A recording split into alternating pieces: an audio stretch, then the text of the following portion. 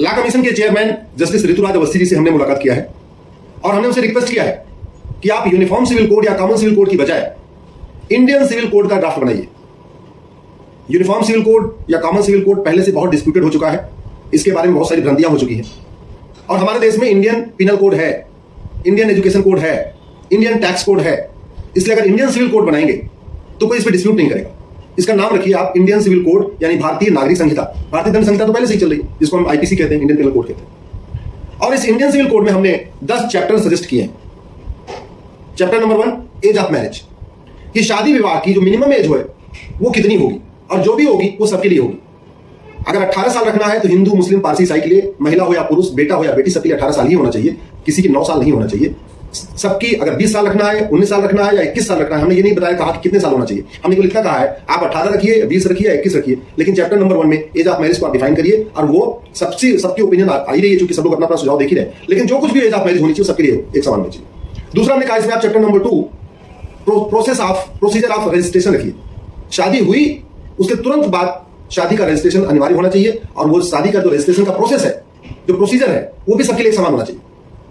तीसरा हमने रिक्वेस्ट किया है अगर शादी बाध्य सफल नहीं हो रही है, शादी अगर टूट रही है, तो ग्राउंड्स ऑफ डिवोर्स और प्रोसीजर ऑफ डिवोर्स ये सबके लिए एक समान होना चाहिए। इसलिए आईसीसी में इंडियन सिविल कोड का जो तीसरा चैप्टर आप रखिए, grounds of divorce and procedure of divorce.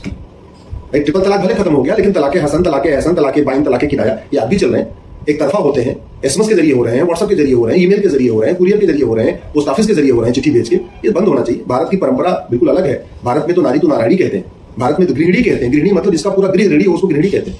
तो इसलिए ये जो भारतीय दंड संहिता है ये भारत की संस्कृति के अनुरूप बनना चाहिए, भारत की हमारी जो पद्धति है उसके अनुरूप बनना चाहिए। इसलिए तीसरा इसमें चैप्टर रखिए आप, grounds of divorce and procedure of divorce. जो भी ग्राउंड्स ऑफ डिवोर्स हो, अगर बचपन के आधार पर डिवोर्स होना है, कोड होने पर डिवोर्स होना है, नपुंसकता के आधार पर डिवोर्स हो सकता है, जो भी ग्राउंड्स हो वो सबके लिए कॉमन होना चाहिए, हिंदू, मुस्लिम, पारसी, ईसाई के लिए। और जो प्रोसीजर ऑफ डिवोर्स हो वो भी सबके लिए कॉमन होना चाहिए। अगर पहले म्यूचुअल आपस में सहमति बनाना है वो भी सबके लिए एक जैसा होना चाहिए, कोर्ट के जरिए उसके बाद कोर्ट में जाना है वो भी एक जैसा होना चाहिए, लेकिन होना चाहिए सबके लिए।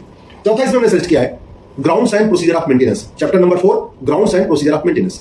इस चैप्टर में आप ये बताइए कि किस किस ग्राउंड के आधार पर मेंटेनेंस मिलेगा, गुजारा भत्ता मिलेगा। और ये भी केवल महिला के लिए नहीं, पुरुष के लिए भी होना चाहिए। कई बार ऐसा भी देखा गया कि महिला अपने आप डिवोर्स लेती है, पुरुष नहीं चाहता, महिला खुद लेना चाहती है। अगर खुद लेना चाह रही है और वो सक्षम है, पुरुष बेचारा गरीब है, हस्बैंड गरीब है, उसको भी मेंटेनेंस मिलना चाहिए, वो किसके भरोसे रहेगा। तो ग्राउंड्स ऑफ मेंटेनेंस और प्रोसीजर ऑफ मेंटेनेंस कॉमन होना चाहिए, जेंडर न्यूट्रल होना चाहिए, रिलीजन न्यूट्रल होना चाहिए, हिंदू, मुस्लिम, पारसी, ईसाई सबके लिए लागू होना चाहिए।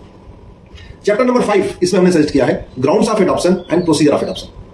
किस किस ग्राउंड के आधार पर आप बच्चा गोद ले सकते हैं और प्रोसीजर ऑफ एडॉप्शन, आपको एडॉप्ट करते समय क्या क्या प्रक्रिया अपनानी है, तो ये भी हिंदू, मुस्लिम, पारसी, ईसाई सबके लिए बराबर होना चाहिए।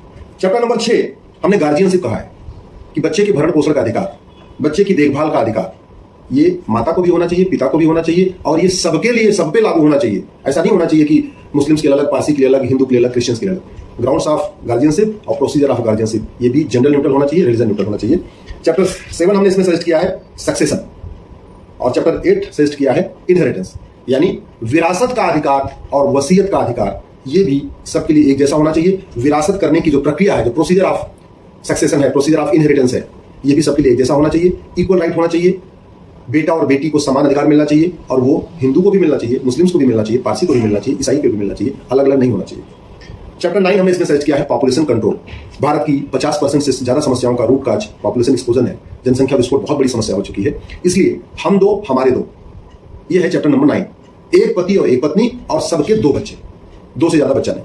इसमें हमने सर्च किया कि चैप्टर 9 होना चाहिए population control and family planning. और चैप्टर 10 हमने सर्च किया है पेरेंट्स केयर। भाई पति पत्नी का विवाद तो हो गया, पति पत्नी का अधिकार भी डिफाइन हो गए, लेकिन पता चला कि पेरेंट्स का क्या होगा। आज की डेट में पति पत्नी तो आराम से तलाक भी ले लिए, अलग भी हो गए, रह भी रहे हैं, बच्चों का भी सब मामला सेटल हो गया, बच्चों को कितनी मेंटेनेंस मिलेगी वो भी डिफाइन हो गया। लेकिन इसमें बेचारा सबसे ज्यादा परेशान कौन है? बूढ़े माँ बाप। बूढ़े माँ बाप के लिए कोई कहीं पे कानून में कहीं कुछ लिखा नहीं है, इसलिए जो सबसे इंपॉर्टेंट है वो अवश्य होना चाहिए आपके इंडियन सिविल कोड में, वो हमने सर्च किया चैप्टर नंबर 10 पेरेंट्स केयर। अगर पति पत्नी अलग हो रहे हैं तो बाकी तो ऊपर हमने बता ही दिया, वो सब डिफाइन हो गया। लेकिन अगर पति पत्नी अलग हो रहे हैं तो माता पिता की देखभाल कौन करेगा, कैसे करेगा, उनको कितना उनको गुजारा मेंटेनेंस मिलेगा, उनके लिए क्या क्या प्रोसीजर होगा, ये होना चाहिए चैप्टर नंबर 10। ये हमने अपनी तरफ से सर्च किया है। आपको लगता है इस 10 चैप्टर के अलावा कुछ और भी बन सकता है तो आप भी सर्च करिए। एक बार मैं डिफाइन कर देता हूं, इन यूसीसी में ये सब नहीं आ सकता, पॉपुलेशन कंट्रोल यूसीसी में नहीं आ सकता, इसलिए मैं कह रहा हूं यूसीसी नहीं आईसीसी बनाइए। पेरेंट्स केयर भी यूसीसी में नहीं आ सकता, इसलिए हमने कहा है आईसीसी बनाइए, इंडियन सिविल कोड। और इंडियन सिविल कोड का हमने 10 चैप्टर बनाया है। Chapter number age of marriage, chapter number 2 procedure of marriage registration, chapter number 3 grounds and procedure of divorce, chapter number 4 grounds and procedure of maintenance, chapter number 5 grounds and procedure of adoption, chapter number 6 grounds and procedure of guardianship, chapter number 7 grounds and procedure of succession, chapter number 8 grounds and procedure of inheritance, chapter number 9 population control and family planning, हम दो हमारे दो सबके दो, chapter number 10 parents care, माता पिता की देखभाल। ये मैंने अपनी तरफ से सर्च किया है। आप अगर मेरी बात से सहमत हैं, इस वीडियो को अधिक से अधिक शेयर करिए, अपने सांसद को भेजिए, अपने विधायक को भेजिए। अगर आप किसी जज को जानते हैं तो इस वीडियो को अपने जो जज अगर आपके मित्र हैं, जानने वाले हैं, उनको भेजिए। आप अगर किसी आईएएस आईपीएस को, जो लोग सचिव हैं, सेक्रेटरी हैं, डीएम कलेक्टर हैं, उनको जानते हैं, उनको भेजिए। जितना ज्यादा से ज्यादा इस पे वाइड सर्कुलेशन होगा, जितना ज्यादा इस पे आम सहमति बनेगी, मुझे लगता है सरकार के लिए लागू करना उतना आसान हो जाएगा। हम आजादी की 75वीं वर्षगांठ मना रहे हैं। 23 नवंबर 1948 को आर्टिकल 44 संविधान में आ गया था। दुर्भाग्यवश अभी तक इस पे काम नहीं हुआ। अब चूंकि लॉ कमीशन काम कर रहा है, तो इस पे जितना ज्यादा लॉ कमीशन को अपनी तरफ से फीडबैक जाएगा उतना अच्छा है। जितना सांसद इस पे बोलेंगे, विधायक बोलेंगे, मंत्री बोलेंगे, उतना अच्छा है। इसलिए इस वीडियो को अधिक से अधिक सर्कुलेट करिएगा।